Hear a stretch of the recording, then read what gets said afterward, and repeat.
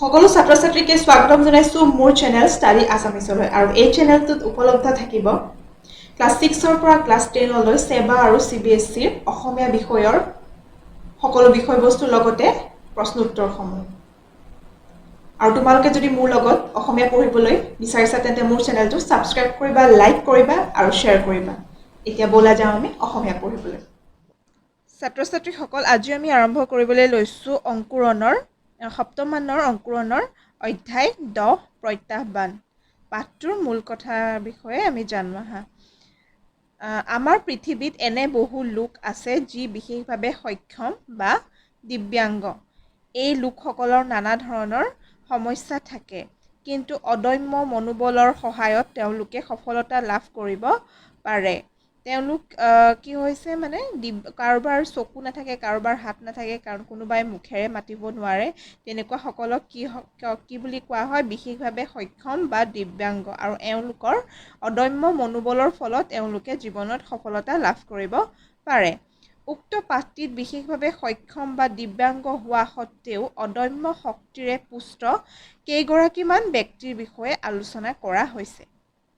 সেই ব্যক্তি সেইসকল কাৰ নাম কোৱা হৈছে আমি জানো আহা। জীৱন সংগ্ৰামত শাৰীৰিক প্ৰতিকূলতাক নেওচি নিজকে প্ৰতিষ্ঠিত কৰা এগৰাকী নাৰী হৈছে প্ৰিন্সি গগৈ। জন্মৰে পৰাই দুয়োখন হাত নোহোৱা সত্ত্বেও বিভিন্ন প্ৰতিকূল পৰিস্থিতিৰ লগত মোকাবিলা কৰি বৰ্তমান তেওঁ কৃষ্ণকান্ত সন্দিকৈ ৰাজ্যিক মুক্ত বিশ্ববিদ্যালয়ৰ স্নাতক পৰ্যায়ত অধ্যয়ন কৰি আছে। আজৰি সময়ত তেওঁ ভৰিৰ আঙুলিৰ জৰিয়তে ছবি আঁকে। যিহেতু তেওঁৰ হাত দুখন নাই, সেয়ে তেওঁ ভৰিৰ আঙুলিৰে ছবি আঁকে আৰু ইয়াৰ লগতে এটা ছবিৰ প্ৰশিক্ষণ কেন্দ্ৰও খুলিছে। তেওঁ বৰ্তমান নেমকেয়াৰ হাস্পতালৰ অভ্যৰ্থনা কক্ষত কৰ্মৰত। ইয়াৰ উপৰি তেওঁ গীত গায়। আন এগৰাকী বিশেষভাৱে সক্ষম বা দিব্যাংগ নাৰী হৈছে লখিমপুৰৰ জুলি বৰুৱা। গুৱাহাটীৰ পৰা লখিমপুৰৰ ঘৰলৈ গৈ থকা অৱস্থাত হোৱা এটা বাছ দুৰ্ঘটনাত জুলি বৰুৱাই নিজৰ দুয়োখন হাত হেৰুৱাইছিল। সীমাহীন বেদনাই তেওঁক আৱৰি ধৰিছিল। এই বেদনাবোৰ তেওঁ কবিতাৰ মাজেৰে প্ৰকাশ কৰিছিল।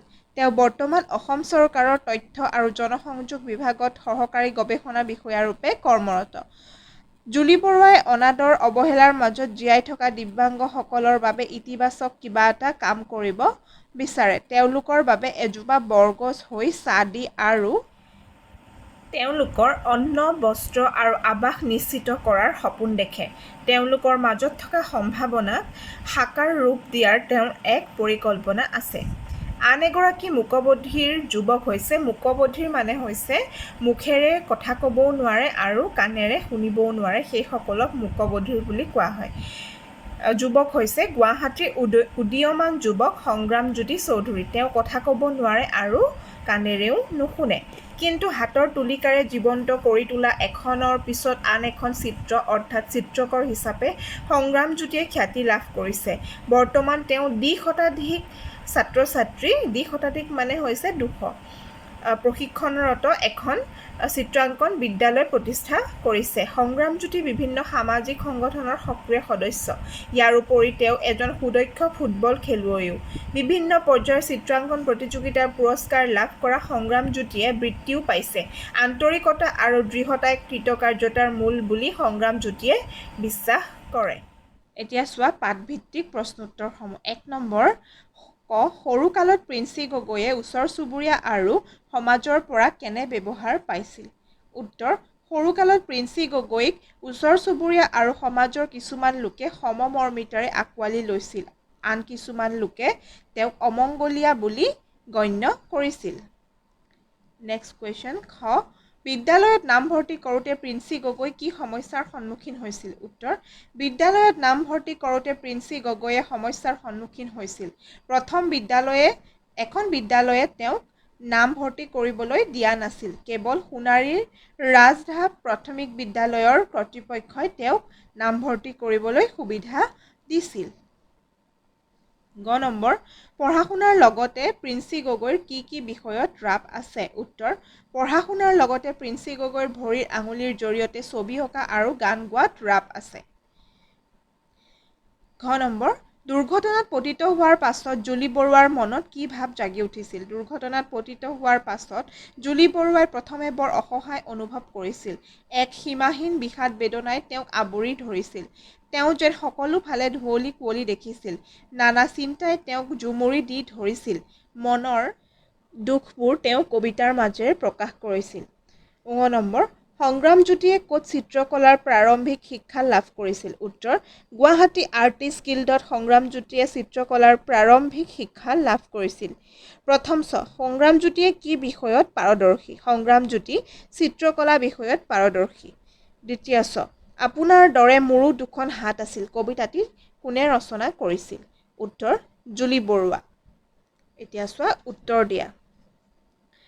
ছাত্ৰ ছাত্ৰীসকল এইখিনিলৈকে যদি তোমালোকে প্ৰশ্ন উত্তৰসমূহ বুজি পাইছা, পাঠটি বুজি পাইছা, তেতিয়াহ'লে মোৰ চেনেলটো ছাবস্ক্ৰাইব কৰিবলৈ নাপাহৰিবা। লগতে কিবা বুজি নাপালে মোক কমেণ্ট কৰিবা, লাইক কৰিবা, প্লিজ শ্বেয়াৰ কৰি দিবা। এতিয়া চোৱা উত্তৰ দিয়া। 2 ক কোনখন বিদ্যালয়ে প্ৰিন্সি গগৈক আঁকোৱালি লৈছিল? উত্তৰ সোণাৰীৰ ৰাজধা প্ৰাথমিক বিদ্যালয়ে প্ৰিন্সি গগৈক আঁকোৱালি লৈছিল। খ এজোপা বৰগছ হৈ ছাঁ দিব বিচাৰোঁ। ইয়াত জুলি বৰুৱাই কাক আৰু কিয় ছাঁ দিব বিচাৰিছে? উত্তৰ জুলি বৰুৱাই অনাদৰ অৱহেলাৰ মাজত জীয়াই থকা দিব্যাংগসকলক ছাঁ দিব বিচাৰিছে। আমাৰ সমাজত আজিও দিব্যাংগ সকলৰ প্ৰতি অনাদৰ কৰা হয় বা তেওঁলোকক অৱহেলাৰ দৃষ্টিৰে চোৱা হয়। এনে লোকৰ মাজতো প্ৰচুৰ সম্ভাৱনা দেখা যায়। কিন্তু সমাজৰ অনাদৰ অৱহেলাৰ বাবে এই সম্ভাৱনাবোৰ সাকাৰ ৰূপ এটা পাবলৈ সক্ষম নহয়। গতিকে জুলি বৰুৱাই এনেধৰণৰ লোকসকলক এজোপা বৰগছ হৈ ছাঁ দিব বিচাৰে। এওঁলোকৰ বাবে অন্ন, বস্ত্ৰ আৰু আৱাস নিশ্চিত কৰি তেওঁলোকৰ সম্ভাৱনাক সাকাৰ ৰূপ দিয়াৰ তেওঁ পৰিকল্পনা কৰিছে। 3 চোৱা সংগ্ৰামজ্যোতিয়ে বৰ্ণময় আৰু প্ৰাণৱন্ত ৰূপত চিত্ৰ অংকন কৰি নিজে কেনেকৈ সফলতা অৰ্জন কৰিলে সেই বিষয়ে লিখা। উত্তৰ গুৱাহাটীৰ সংগ্ৰামজ্যোতি চৌধুৰী হৈছে তুলিকাৰ যাদুৰে একোটা বিষয়ক জীৱন্ত কৰি তোলা এজন প্ৰতিভাৱান যুৱক।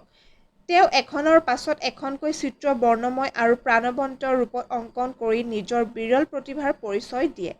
তেওঁ গুৱাহাটীৰ আৰ্টিষ্ট গিল্ডত চাৰুকলাৰ 5 বছৰীয়া ডিপ্ল'মা লাভ কৰি পিছত নিজাকৈ চিত্ৰাংকন কলা কেন্দ্ৰ খোলে আৰু তাত চিত্ৰকলাৰ শিক্ষাদান কৰে। সংগ্ৰামজ্যোতিক এজন সফল চিত্ৰশিল্পী হিচাপে গঢ় দিয়াত মাক শ্ৰীমতী আইমণি চৌধুৰীৰ ভূমিকা অপৰিসীম। সংগ্ৰামজ্যোতিয়ে এতিয়ালৈকে বিভিন্ন চিত্ৰাংকন প্ৰতিযোগিতাত অংশগ্ৰহণ কৰি সৰ্বভাৰতীয় পৰ্যায়ত অনেক বঁটা লাভ কৰিছে। 5ম ভাৰতীয় কলা প্ৰতিযোগিতাত দিব্যাংগসকলৰ জীৱন সমৃদ্ধিৰ শিতানত তেওঁ প্ৰথম পুৰস্কাৰ লাভ কৰিছে। এইদৰে চিত্ৰকলাৰ বিভিন্ন দিশত তেওঁ পাৰদৰ্শিতা দেখুৱাই নিজ ৰাষ্ট্ৰৰ লগতে আন্তঃৰাষ্ট্ৰীয় পৰ্যায়তো সমাদৰ লাভ কৰিবলৈ সক্ষম হৈছে। 4 বিপৰীতাৰ্থক শব্দ লিখা। এন্ধাৰ পোহৰ, সফল বিফল, স্বাভাৱিক অস্বাভাৱিক, জাগ্ৰত সুপ্ত, অমংগল মংগল, সক্ষম অক্ষম, আনুষ্ঠানিক অনানুষ্ঠানিক। 5 চোৱা ব্যাকৰণ বিষয়ক প্ৰশ্ন উত্তৰ এইসমূহ। জুৰীয়া শব্দবোৰ পাঠৰ পৰা বিচাৰি লিখা। উত্তৰ বাধা বিঘিনি, ধোঁৱা কোৱা, লেখা মেলা, কলা কীৰ্তি, মুখামুখি। 6 বাক্য ৰচনা কৰা। আনুষ্ঠানিক। পুৰণি কালত আনুষ্ঠানিক শিক্ষাৰ ব্যৱস্থা নাছিল। গতিপথ বাছ দুৰ্ঘটনাটোৱে তাইৰ জীৱনৰ গতিপথ সলনি কৰি দিলে।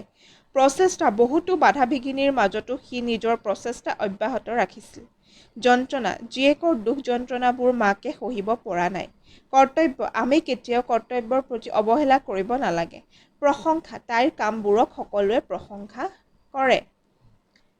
ছাত্ৰ ছাত্ৰীসকল আকৌ এবাৰ কৈছোঁ, তোমালোকে যদি লেচনটো পঢ়ি বুজি পাইছা, প্ৰশ্ন উত্তৰসমূহ বুজি পাইছা, তেতিয়াহ'লে মোৰ চেনেলটো প্লিজ ছাবস্ক্ৰাইব কৰিবলৈ নাপাহৰিবা। তেতিয়াহে তোমালোকে ইয়াৰ পৰৱৰ্তী ভিডিঅ'সমূহ পাই থাকিবা। এতিয়া চোৱা 7 আত্মবিশ্বাসে যে মানুহক জীয়াই থকাৰ প্ৰেৰণা দিয়ে সেই কথা পাঠৰ সহায়ত বুজাই লিখা। উত্তৰ আত্মবিশ্বাসে মানুহক জীয়াই থকাৰ প্ৰেৰণা দিয়ে। নিজৰ ওপৰত বিশ্বাস থাকিলে শাৰীৰিক প্ৰতিবন্ধকতাই বা বিশেষভাৱে সক্ষম হ'লেও কৃতকাৰ্যতাৰ পথত হেঙাৰ হ'ব নোৱাৰে। শাৰীৰিক বাধাগ্ৰস্ত বা বিশেষভাৱে সক্ষম মানে অক্ষমতাক নুবুজায়। শাৰীৰিক বাধাগ্ৰস্ত সকলো মৌখিক শক্তিৰে ভৰপূৰ। এই ক্ষেত্ৰত আমি প্ৰিন্সি গগৈ, জুলি বৰুৱা বা সংগ্ৰামজ্যোতি চৌধুৰীৰ কথা ক'ব পাৰোঁ।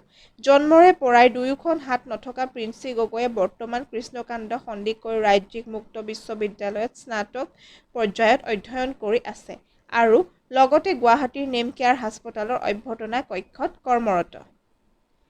এটা বাছ দুৰ্ঘটনাত দুয়োখন হাত হেৰুৱাই চিৰদিনলৈ এক শাৰীৰিক প্ৰত্যাহ্বানৰ সন্মুখীন ইয়াত হোৱা বুলি দুবাৰ দিয়া হৈছে।